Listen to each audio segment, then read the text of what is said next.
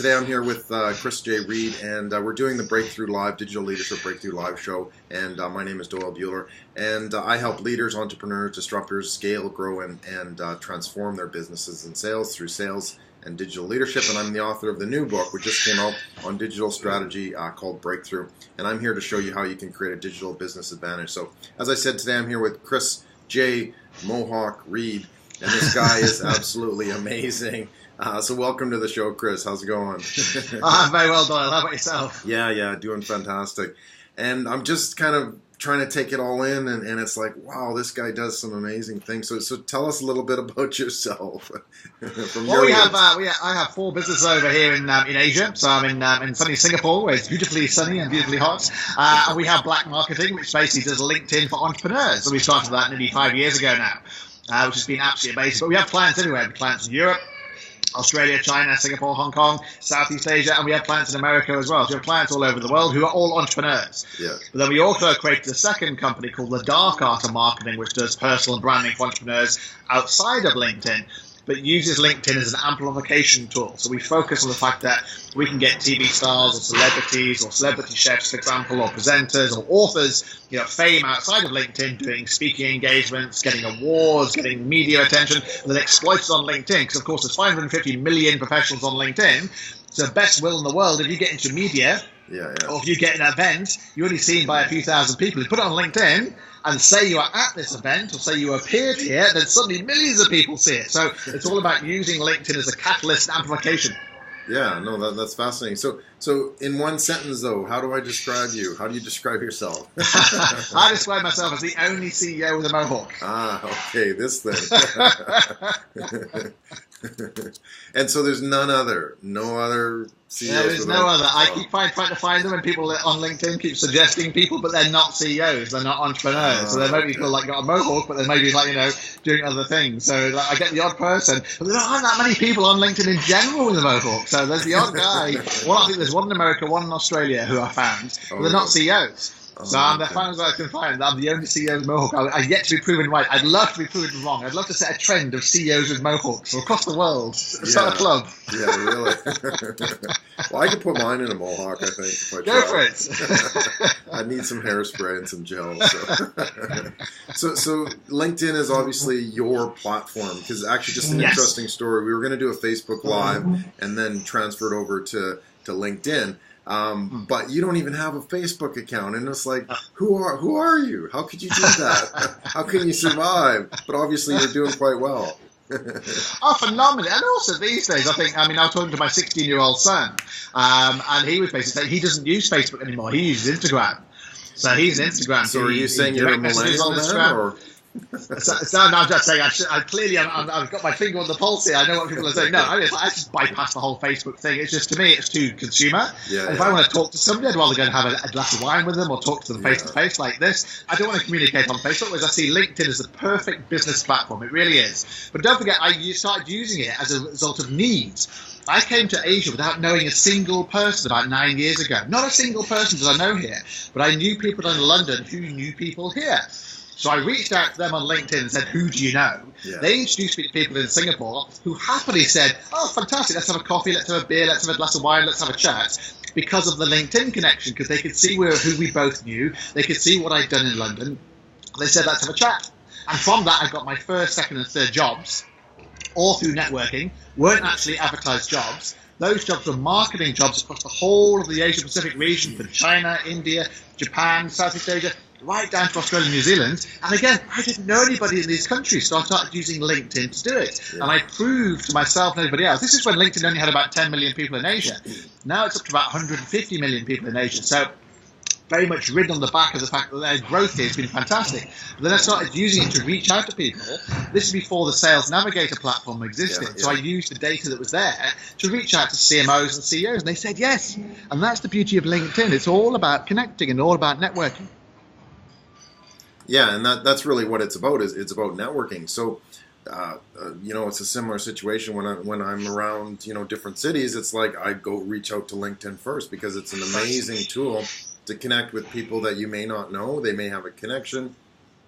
and let's kind of make a connection there. So when I'm in Singapore, Chris, how should I go about meeting you? The best thing to do is literally to reach out to people. I mean, a great example. I was in Newcastle and London, the UK last week. I'm in Bangkok today. I'm in, I think, where am I next week? Hong Kong next week. I'm in Sydney the week after. All these places, I've got meetings set up by using LinkedIn. I've reached out using the Sales Navigator platform for entrepreneurs in these regions and said, I'm in London, Newcastle, Bangkok, Hong Kong, Sydney. Yeah. Would you like to come and chat about your LinkedIn? And people go, fantastic, thanks for contacting me. Yes, I'd love to come and talk to you. And because you've given them a window of opportunity of, say, 3 days or 4 days, and because you said who you are and who you both know and your personal branding's on LinkedIn, people can see who you are and go, oh, wow, I want to see this guy. This looks fantastic. This will be interesting. Even if they just come along and meet me and have a copy of my book, it's basically worth them spending half an hour of their time come and talk to me, just like it would be for you. So you just reach out to people in Singapore, wherever you travel, and just say, I'm visiting, I'd love to come and chat with you. People will say yes. People say yes on LinkedIn. As long as you have a good personal brand. They don't if nobody can see your face. Or you have an insubstantial brand or no connections. You've got to have a good personal brand, and then people will say yes. Yeah. So tell me about that. What is a good personal brand then? A good personal brand gives as much as it takes. So I genuinely give to people. I give my book away. I give tips away. I do podcasts and videos like this, for example. I give away all my secrets. People go, mad, you're mad. I say, no. I believe in sharing what I've learned and giving it what I learned because I know how phenomenally hard it is to actually go and do it. Yeah. So if you really want to do everything I say, fantastic. I wish you the best of luck. And of course, 95% of people do that. But 5% of people will say, you know what, my time is more precious than this. My time is better spent meeting the clients, and I'll let Chris and his teams do my personal branding or do my LinkedIn. And that's who we're targeting. But to basically get those 5%, you give away to the 95%. And I do mentoring to students, I do talks to students. I'm not going to pick up any clients, but I know it's goodwill, it's good business karma. So it's fantastic to share knowledge on LinkedIn, I believe. Yeah, and that's part of personal branding. That's, to me, is part of personal branding. You've got to be kind of like giving as well as taking. Right. And so what are some of the steps that you would take a person through to kind of maximize their personal brand? Well, obviously, looking at the whole of their LinkedIn, so having a good open profile, having a good background picture, having a good summary section, which is not about your career, it's about your personal journey, it's about what you've done, it's not about your existing job.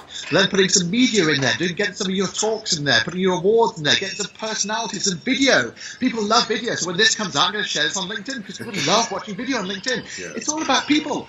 So to have a good personal brand on LinkedIn, you communicate your personal brand. People go, no, I don't want to do video, I don't want to do pictures. But that's the whole essence of it. It's a whole about networking. It's just online networking, and you basically manage your profile. So it's about sharing content, about writing content, about doing video content, doing podcasts, doing interviews, sharing comments, doing short form posts, actually projecting your personal brand, putting yourself out there and showing what you've done, what your qualities are, what you can offer other people, how you can work together.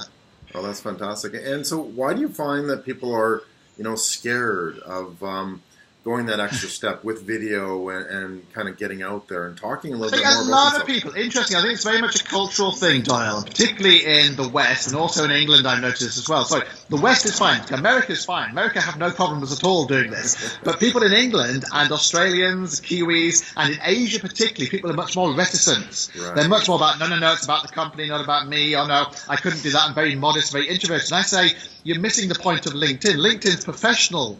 It's professional branding. It's not your personal. It's not your friends and family. It's professional.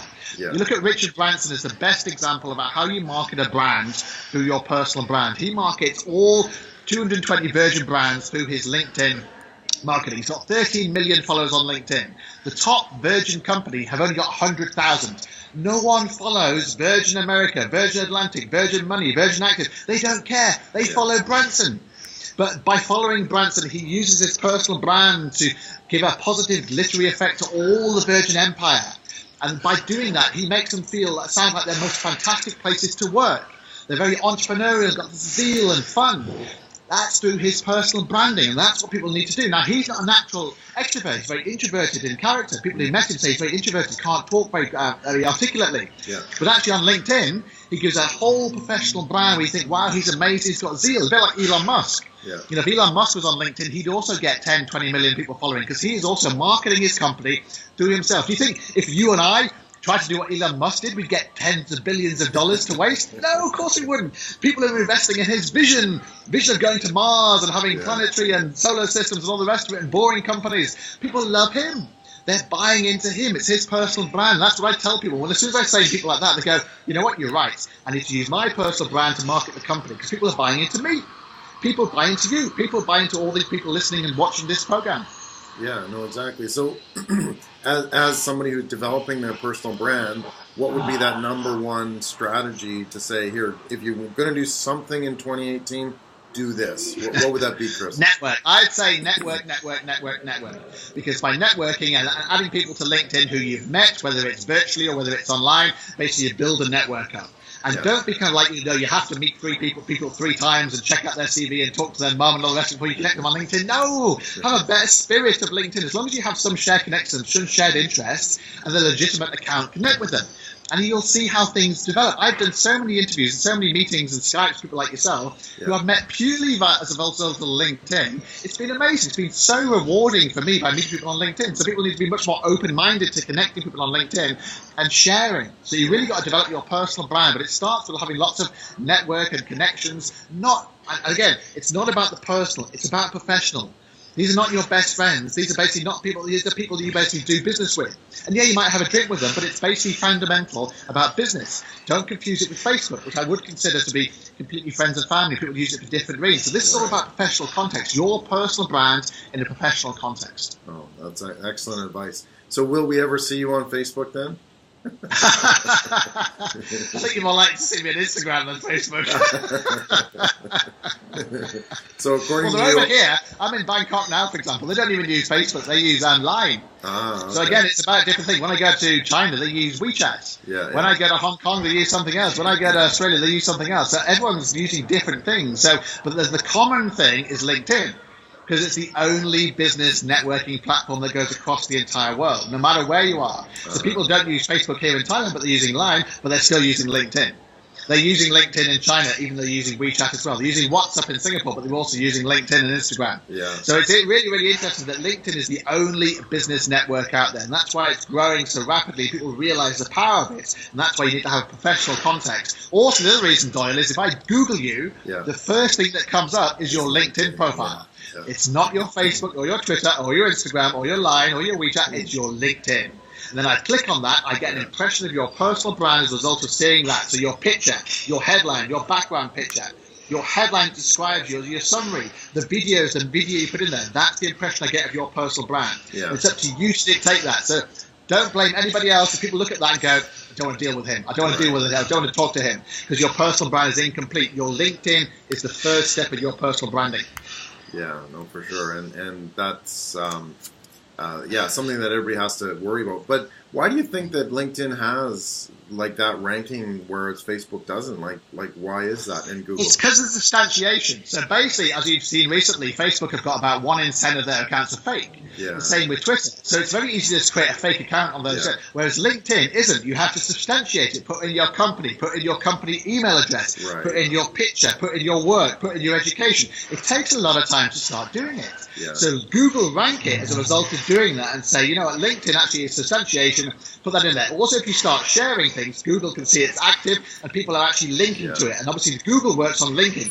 If other people are connected to you on LinkedIn, then Google can see that substantiation then multiplied because other people who also being substantiated are linking with you. There's a reason why also Wikipedia is very, very high. It's very hard to get a Wikipedia account. So again, LinkedIn put it very high. Whereas Facebook and Twitter tend to be your second or third page down on Google because of that very reason. So LinkedIn can be very high. And people often estimate this. And the first thing I do when I show them the LinkedIn profile is I Google them. And they're normally surprised that their LinkedIn comes up top. Oh, I never knew that. Because people don't Google themselves. So I realize people don't Google themselves. It's like, no, you need to be Googling yourself every day because it does. That's what other people are doing before they meet you. They're Googling you. That's it. Every day I'm going to Google myself. And get your friends to as well, because their algorithm will be different. And you'd be amazed. You really will be amazed at what comes up. But that's the first impression someone's getting of you. So you have to determine how positive that looks as a result of what you do on things like LinkedIn. And speaking of algorithms, what's your views on the kind of long form, the crazy long form post statuses? By that tone, I'm going to say you're not a big fan. I'm not. I prefer the blogging black one, but unfortunately, LinkedIn have changed the algorithm, so you have to now do the short form posts. Yeah. I unfollow people I don't like who actually put some of those stuff on there. So Oleg and Bridget, I no longer see in my feed, for example, because I just get pissed off with their. I get really annoyed with their kind of like, I was sacked today, and this is the reason why I took somebody on, but I didn't want to take them on at all. It's like, oh, go away. Yeah, some of them are like so annoying. It's like, oh my god. Why do you write they're that? extremely annoying. Yeah, they're clickbait, aren't they? It's clickbait, and I don't know what their objective is because everyone I meet hates them. Well, that's the thing too. Is like, yeah, I've kind of tested it, I've dabbled in it, but it's like, well, a lot of them they have no point. Like, what really is the point of having 20 million followers? Like, I don't know. Like, where's the conversion? You know, where's the business behind that? So these stories are great, but I don't know. What do you think? I don't even think they're great. I'd rather share something genuine because they're all about HR. If you look at what Bridget and Oleg do, they're all about HR. Whereas I'd rather talk about being an entrepreneur or content or zeal or business or something that's actually happening, that's real, and not just do an HR story every single time. So I just think that kind of misses the point completely about LinkedIn. It's not just about HR. It's gone beyond that. It's about marketing. It's about personal branding. It's about you and I talking to each other. It's about sharing information. I don't think their their experiences don't share. It's just they're trying to obviously commercialize it somehow. And I got told the other day that I don't think Oleg even exists. I think he's a fictional character created by somebody who basically just putting out shit every single day to try and get clickbait. Like that Bitcoin guy. Yeah. Because I can't see what his point is. I mean, he's the online marketing director, or the online IT director for the Mail Online and Metro Online. I think, well, why are you sharing this stuff about HR and you're employing people? And I just don't get it. Yeah, for sure. Maybe I'm missing something. I'm clearly missing something. I don't know what Bitcoin is either, so Yeah, exactly. So what's in store for Chris J. Mohawk Reed for the next year?